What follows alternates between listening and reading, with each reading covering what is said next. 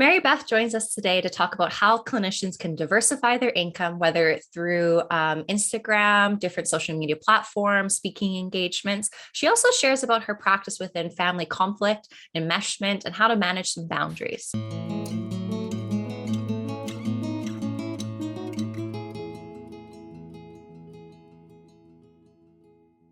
Hi, Mary-Beth. I'm Haley. Nice to meet you. Nice to meet you. Yeah, maybe you could share a little bit about yourself and like your clinical practice. Absolutely. So I'm a licensed professional counselor in North Carolina. I have my own practice. It's now a group practice. And I myself specialize in working with teens, young adults, in the realm of family dynamics. So boundaries, enmeshment, differentiation, communication, healthy conflict, all kinds of things. Okay, so more of like that family conflict kind of areas. Yeah. Absolutely. Yeah. And so has that always been your passion or your niche within counseling? Not always. I really thought I wanted to do more developmental work with younger kids when I first became a therapist. And I did do that, a lot of play therapy. And then I realized that working with kids that young, you're really working with parents. Mhm. And that can be really difficult at times. And I found that I really just left the sessions with my teens and college age population and even the family sessions, feeling really energized by that work. And Mhm. so that's always how I recommend picking a niche is what work do you feel energized by? What sessions do you leave on like a therapy high, thinking to yourself, oh, that was good. Yeah. So yeah, that's kind of how I've found my route. Mhm. Lead by how you feel instead of what you think Mhm. would be best. Exactly. It Mhm. might surprise you too. I have so Totally. many therapists that are like, oh gosh, no, I cannot work with teens. Take them all. And I'm like, sure. Yeah, for sure. So, I was doing a little bit of checking out your website, and what, from my perspective as a clinician, I saw that you were really someone who diversified your business. Maybe you could Mhm. share a little bit about the different sorts of things that you do within your clinical practice and in your business. Yeah, absolutely. So I guess it started in 2020 when the pandemic hit, and I just saw such a mental health crisis and a need for people to be connected with accessible mental health resources. And in the past year prior, I had really grown my social media presence, specifically on Instagram, and just felt like it is such a service and kind of like a modern mental health capacity to connect with people that way even if they can't afford therapy. And Instagram is not therapy by any means. However, I think it can provide really helpful, useful psychoeducation and access to resources potentially. So, what I did was I created my course, Insta Growth for Therapists, which teaches therapists how to go about really optimizing their profile and connecting with ideal clients, filling their practice, and also really sets them up to diversify their income outside of one-on-one client work, which we know, there's only one you, so you can burn out pretty easily that way. So if they have, if they see in the future writing a book, creating a course themselves, creating workbooks, hosting workshops, public speaking engagements, summits, paid collaborations, anything in that capacity, this is a really great place to start foundationally and building that community, getting your name out there, building a presence.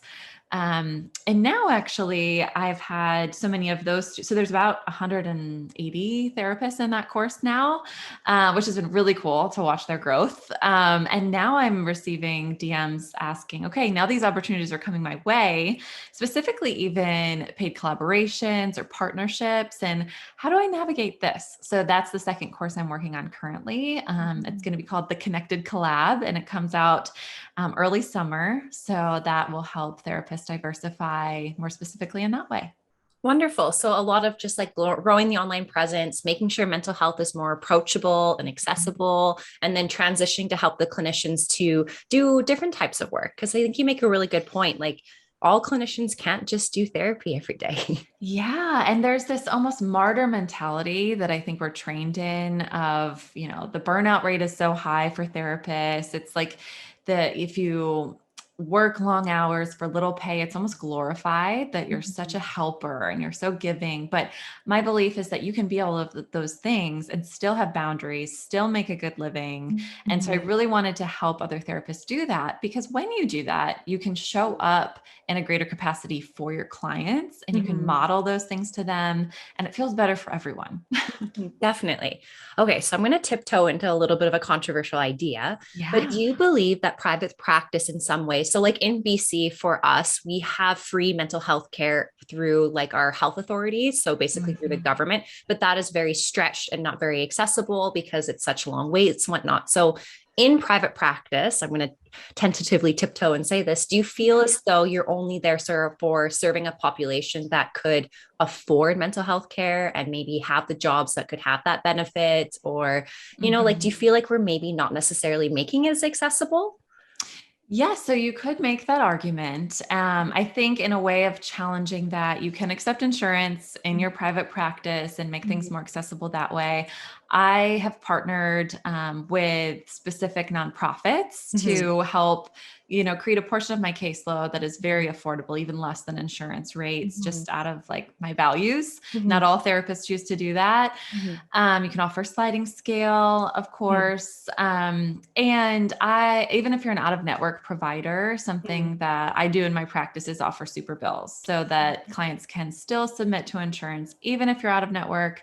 And potentially, well, most of them receive reimbursement back. Mhm. So Sure. making it as affordable as insurance, but it's true, even insurance can be a barrier, which is Mhm. why I always like to have a referral network of low cost options, Medicaid, Medicare options, something tailored for everyone.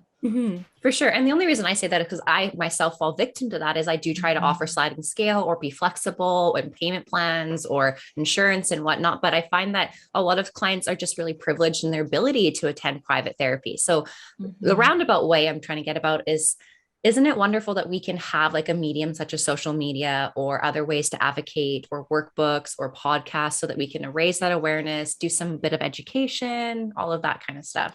Yes, absolutely. That's so modern mental health to me is accessible, it's relatable, and it's relevant. And I think that some of our doctrine in our grad school programs is very outdated, and culturally it's very white male centered. That's kind of how our profession came about, it was founded on those principles. And so I think really challenging that and Mhm. changing it, making it more relevant, more accessible, more modernized is so important to actually connect with your clients in a meaningful way. Definitely. And humorous, of course. Yes, that too. That helps. For sure. So, what would you recommend to any therapist? I know this is part of your course, but say they're interested in stepping into the Instagram world. What would you recommend that they do to start? Yeah, getting started. I think there's so much imposter syndrome when you first get started. Like, what do I mean, I hear these things. Also offer consulting for Instagram growth and private practice. And so many clinicians, even if they've been practicing for a while, but they're just now stepping into the social media sphere as a therapist, Mhm. there's this scarcity mindset, imposter syndrome of, it's all been done before. Mhm. What can I possibly contribute? Or just fear of showing up, fear of being seen in photos or in stories or on camera. And so, really challenging those mindsets and showing up. Again, in our grad school programs, we're told to be this blank slate and not show pieces of ourselves. But I think ultimately that's really a disservice to your client. Mhm. It can be a real therapeutic benefit to Mhm. connect with someone on a certain level, and of course with boundaries, professional boundaries. And I have an entire module on ethics on Instagram for therapists, because we also just can't show up like your basic influencer. Like, we have ethics codes to abide by and specific disclaimers to include. For example, Mhm. really making clear that Instagram is not by any means therapy. It's Mhm. not a client counselor relationship you're forming. That's very different. But like you said, it can really provide access where there hasn't been Mhm. before. So, Mhm. yeah, I would, my first thought would be to challenge any scarcity or imposter syndrome that you're feeling, Mhm. and get out of that comfort zone in order to show up. For sure. So it's like a twofold approach. It's like making it more accessible, approachable, but it's also marketing. opportunity, right? To get those Definitely. clients. Because how are you supposed to help anyone if nobody's lining up? Yeah. And there are specific strategies you want to use in terms of growth and marketing if your goal is to obtain more clients and fill your practice versus a goal of creating a course or writing a book someday. Those are very different growth strategies. But I will say for therapists who have dreams of diversifying and writing a book or creating a course, having an engaged and like loyal, committed community that you have cultivated over weeks, months, years to roll those offerings out to makes them so much more successful in the long run. And just people know, like, and trust you even Mhm. more. Definitely, for sure. So you mentioned earlier that one of your focuses is within family conflict. So maybe you could Mhm. share some examples of things that you've seen, or maybe some tips and suggestions for just anyone that could take along with them.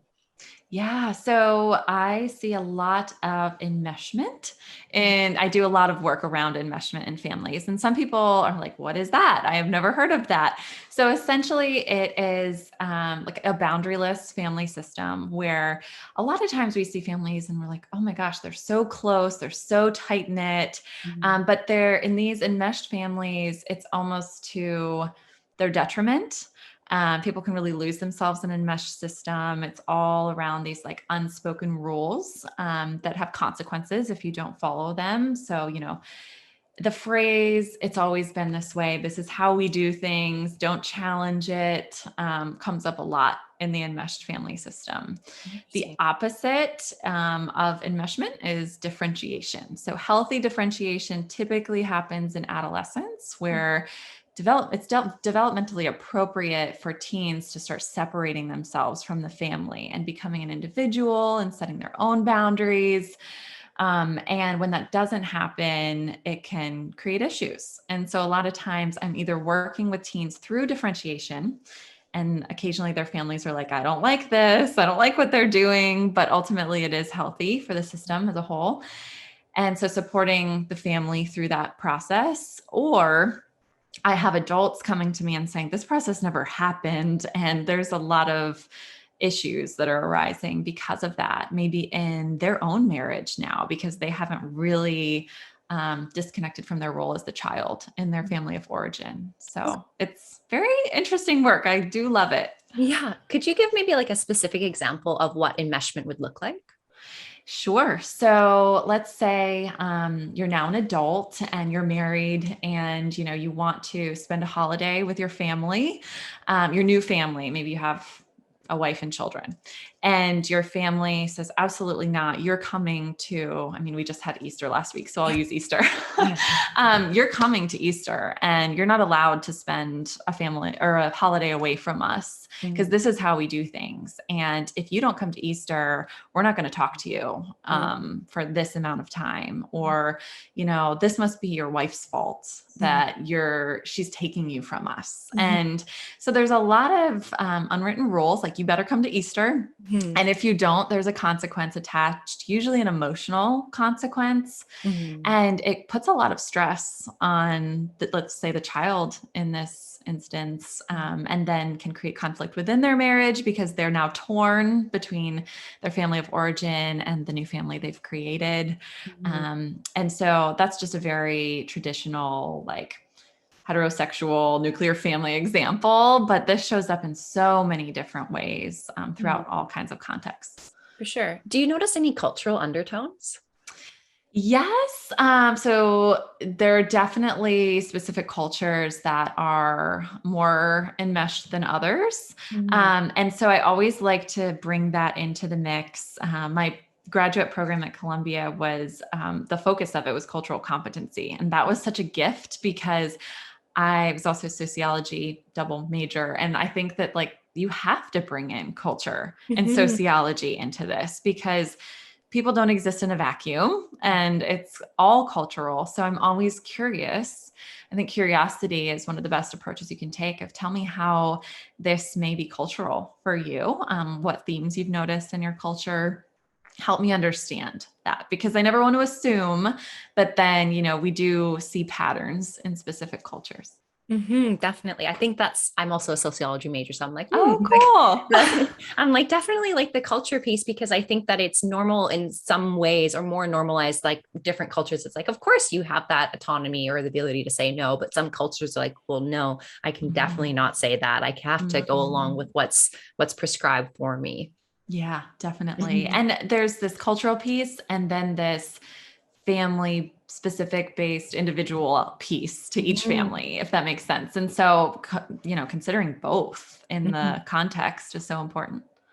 For sure. So with boundaries, any tips or suggestions? Yes. So I actually have a great resource for this. Maybe we can link it in the show notes, but I call it the 3-step boundary setting blueprint. Mhm. So the first step is to really validate and kind of Mhm. lean in and say, we'll use the same example. Mom and dad, I love that you want to spend this time together on Easter. And, I know it's really important to you. Whatever else is kind of shows that you're hearing them, validating their desire. And then the step 2 is setting the boundary. So this year we'll be spending it together in, Mhm. California instead of Mhm. Pennsylvania, let's say. And for this reason, or you don't even have to give a reason, right? Because no is a full sentence and you can just Mhm. simply state your boundary. And then the third step would be to come toward. Mhm. So, whatever you are comfortable offering, whether it's we'll see you for the next holiday here in this many months, or we can call you on Easter, we can FaceTime you, but something that you're comfortable with, not coming too far toward the other person to where you're still feeling resentful or, it doesn't work for your family. But yeah, so those are the 3 steps. And Mhm. I have a freebie worksheet that can help kind of guide you through them for Mhm. whatever situation you may be in. So say someone wants to set a boundary, and I notice that often with clients, it's like, I want to, and I have an idea of what I would want to say, but there's that apprehension or nervousness or fear. How would you suggest that they kind of work through those emotions before setting that boundary? I always like to remind my clients that because it is usually fear, right? It's usually fear of the person's response, the other person's Yeah. response, or the consequence, the emotional consequence they're going to receive or otherwise. And I always like to remind them prior to setting it, if someone is pushing back on your boundary, if they're disrespecting it, or if they're not accepting it, consider that validation that you are absolutely on the right track and that it needed to be set. Because Mhm. people that love and respect you will also respect your boundaries and your needs and your desires, as an individual. Mhm. So I think that helps them kind of lead with more confidence. And even if they do receive some residual backlash from that person who didn't like their boundary, they can say, okay, this is validation that I really did need to set it, rather than just absorbing all of that kind of negativity that they're fearful of. For sure. I think like to make a really good point, it's like that backlash isn't necessarily a justification for the boundary. It's more of just saying like, hey, at least it needed to happen, needed to go forward, right? And I love when Yes. Brene Brown goes like, a boundary just avoids lifelong resentment. Like that's the best quote. Yes. Boundaries are so protective of your relationships. And, people fear that it's going to ruin the relationship when honestly, I think it can make it so much stronger. Mhm. So there's real potential there. Don't you think you also, with clients, you have to help them to conceptualize a boundary differently instead of a bad thing? And I like to really use even visual markers. Like a question that I'll often ask is, what kind of boundary do you need with this person? And even likening it to, okay, do you need like a cement wall where you just can't ever have contact with this person again? Or do you need like a window or maybe like a glass door where you can see through and open it when you're ready to join them again? Like, Mhm. what does this look like for you? And what do you feel like you need? And it really helps them conceptualize just how strong of a boundary is required and maybe Mhm. why. Definitely, for sure. And so when you do family works, and like, do you do any couples or mostly just like the whole family system? I prefer the family system. So Mhm. I have a couples therapist within my practice. She's Mhm. wonderful. She's a marriage and family therapist. So I always send couples her way because that's her expertise. Mhm. And I definitely like to focus on more of the family systems and the adolescent and college population Mhm. stuff. So that's my forte. Yeah, for sure. So we've talked a little bit about like diversifying your practice, building your online presence, the boundaries, the family systems. What else kind of are you Mhm. passionate about or like to share with us today? Yeah. So I really feel like right now I'm in the realm of just helping other therapists diversify their Hmm. income. Like that is kind of my side passion away from clients. Hmm. I love client work. I always want to do client work, but Hmm. finding that work-life balance that is sustainable. So right now I see clients 3 days a week and then focus on either consultation or content creation or other special projects. For a few hours Monday and a few hours Friday.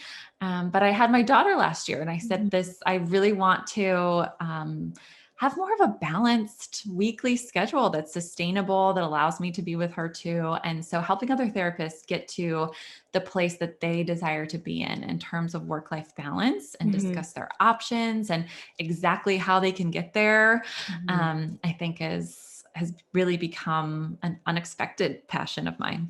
Because they used to say you can't have it all, but it sounds like you're doing great. Like, sounds like you got your family, you're diversifying your business through the online presence, growing courses, and then you're still seeing the clients and having those wonderful experiences. And it's breaking it up into ways that feel manageable and really kind of time batching, time blocking, having systems of support in place. Because yeah, you can do it all, but you can't do it all well. So at some point you need to set boundaries with yourself, right? Mhm. Now we kind of like looped all the way around to how boundaries with yourself are so important, how to model those, Mhm. and just, yeah, prioritizing self-care in the mix professionally as well. Because I think it's breaking that mold that like, I think a lot of women are like, we have to work or not work, and then we'll have to or take a Mhm. break and return to work. But it sounds like you're finding a way with those boundaries of self to go, hey, I'm going to time block, I'm going to have this and the system and this support. And so I'll be able to manage all of these different passions. Yes, yes. And you do have to say no sometimes, definitely. Yeah. But you can also say yes and do so confidently when you have that type of balance. So, Wonderful. I can just really sense that passion of yours being like, hey, therapist, you can have the lifestyle that you're looking for. It doesn't just yeah. have to be those long list of client every week and that's it. It can be a lot of different options. Yeah, because I've been there, right? I am kind of that heart-centered helper where when the pandemic hit, I was like, I'm a first responder too. My clients need me and I need to show up for them. And I was seeing way too many clients a week, feeling burnt out. I was also pregnant. Like it was a lot. And then I created my first course because I was like, this needs to change. And I Mhm. see an avenue that can help therapists achieve this change and feels really important. And Mhm. so it's been really cool to watch that happen. For sure. Wonderful. Yeah. Mhm. I'm trying to think if I have any other questions for you. I'm just Yeah. learning so much. I know. I feel like I want to like ask you all the questions. You're Yeah, such feel like a free. Yeah, natural interviewer. totally. Yeah, totally. Feel free to ask anything you'd like. Yeah. So do you have a specialization? I'm more in the trauma field and anxiety. Women with anxiety are all up Oh, my alley. And I'm yeah. really pursuing EMDR training right now. So I'm pursuing certification in EMDR. And so that's been really huge and wonderful. And a lot of times I just blow people by surprise, like, what's EMDR? Like, I've never heard Yeah. of that. And seeing people change. And like, that's my therapy high because there's this moment with the bilateral stimulation and you can just see their positive belief come through and it's Mhm. a complete shift in the way that they see the world and themselves Oh, and that's what I really enjoy. that's so incredible. I can like see it in your face or feel Mhm. it in your voice. Like Yeah. just that switch, like that moment of insight that Mhm. sticks with you and you Mhm. leave and you're like driving home and you're like, oh, that was so cool. Yeah. And EMDR is an incredible tool for healing, Mhm. specifically in trauma too. Mhm. I am not trained in EMDR, so I always like to refer clients who I feel like could really benefit. Mhm. And it's such an intense and long training. So kudos to you.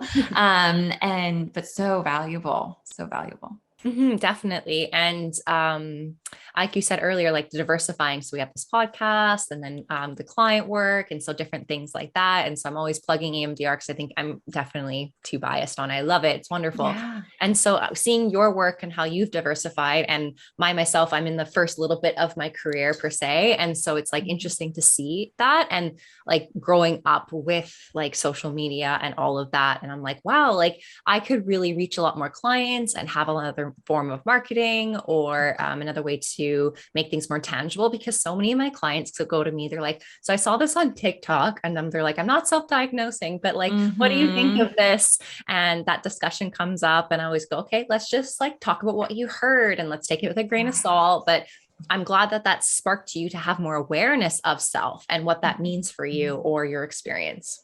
Absolutely. It's starting so many discussions and meaningful discussions. And with that said, I mean, like I said, a whole module of my course is how do we show up ethically? Because I saw a statistic recently that 50% of information around ADHD that's on TikTok is false. And like you said, so many clients will come in and say, I saw this TikTok. And you're like, okay, let's talk about this.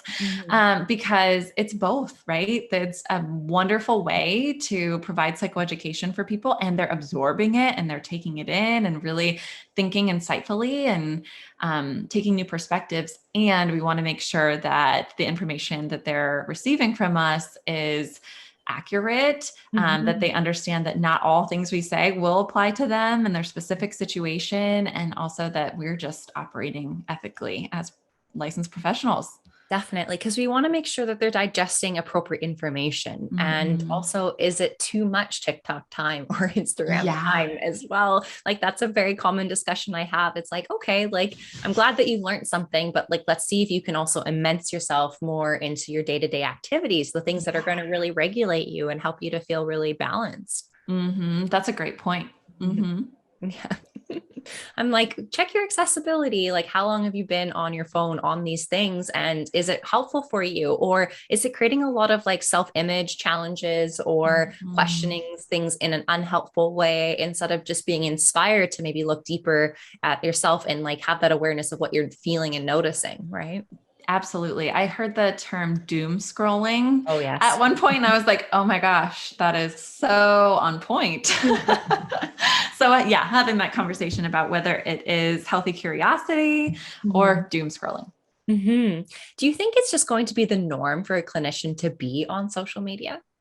I think it's becoming the norm. And I have clinicians ask me all the time, like, is this absolutely necessary? And I say, no, like, if you don't like this, if you don't love showing up or in this capacity, and you're just not a social media person, if you feel like it's draining your energy to the point where you don't show up for clients as well as you could, absolutely not. But it can be an amazing tool to diversify and get your name out there for sure.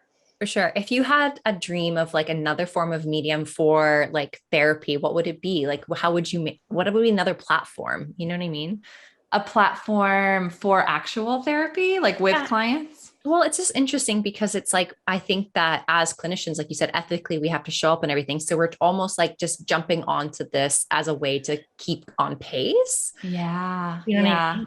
I don't know if it exists. I am traditional when it comes to therapy in the sense that I really love to be in the room. Like even in the pandemic, I struggled with virtual therapy because it's like I couldn't feel the energy and the differing energies of each client and to be able to really attune in that way.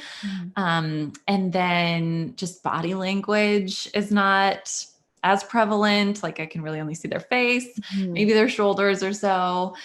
So there's definitely aspects that I just really appreciate in person that you can't capture over a screen or through social media, which is why I always emphasize like, this isn't therapy. Like if you want a true transformative experience, sit in the room with a trained professional who can really help you. Yeah. So For sure. Wonderful. Yeah, definitely. I know what you mean, but at least we had the option, right? And then, but Yes. still totally in person, you can just, it just is that, I know it's so weird when we say energy because it's like, what's happening? It's not like Uh-huh. we're plugged into the wall or something, but it's like you can really feel the people and the clients in front of you and what they're experiencing. And it's kind of hard because you have to really almost engage into your computer in a different way. So, Yes. And I am definitely someone who gets Zoom fatigue Mhm. after several back-to-back Zoom meetings or sessions, or Mhm. I actually use Simple Practice for my online sessions, but it's very similar to Zoom. So yeah, it was an amazing tool to have during the pandemic for people. And I'm very grateful to be back in person with about, I would say probably 60 to 70% of my caseload is back in person. Some just, they feel safe at this point. You know, it's been a couple years.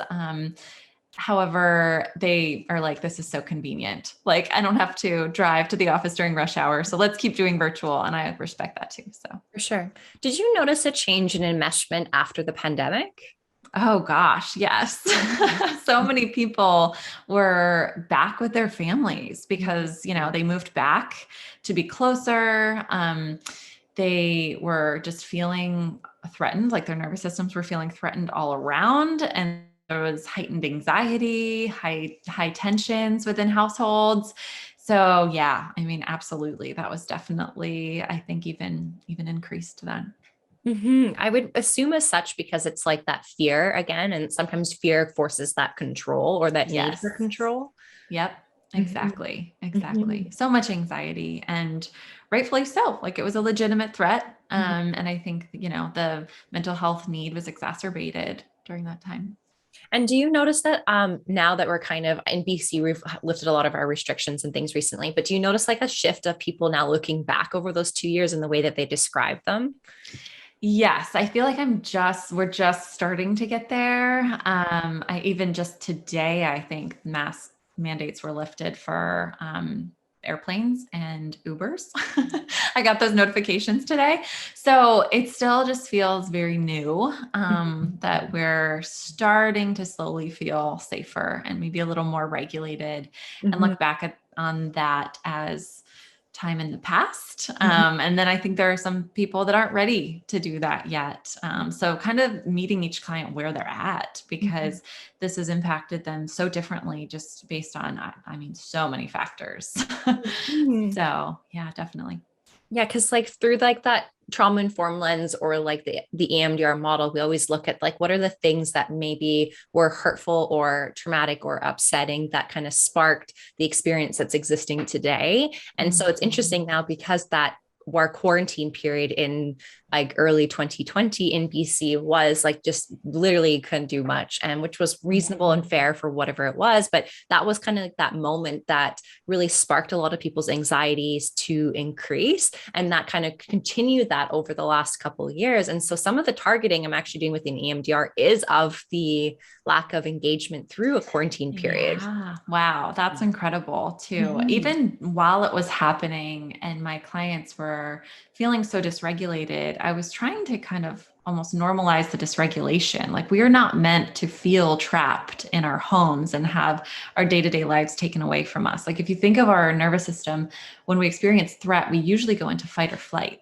And we Mhm. couldn't fight this pandemic ourselves and we couldn't flee our homes. We were actually stuck in them or feeling trapped potentially.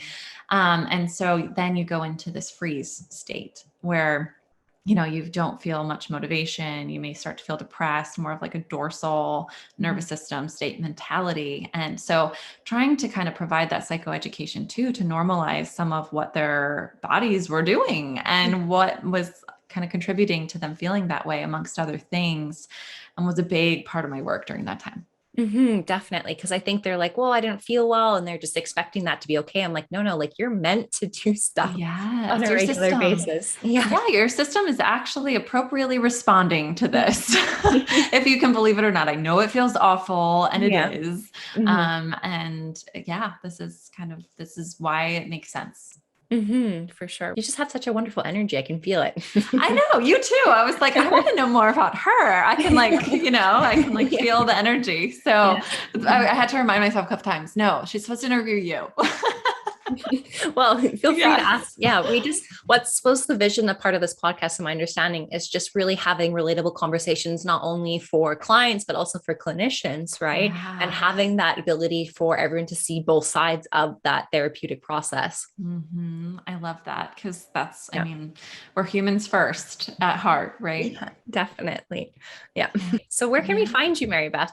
Yes. So my Instagram account is at Your Journey Through. And then my website is yourjourneythrough.com. But for any therapist really interested in the diversification piece or social media presence, I also have my course, Instagrowth for Therapists, which they can find at instagrowthfortherapists.com. And then the Connected Collab is my collaboration course that is launching this summer. So look out for that. Yeah, make sure you check Mary-Beth out. It's been wonderful having you today. Absolutely. Thanks for having me.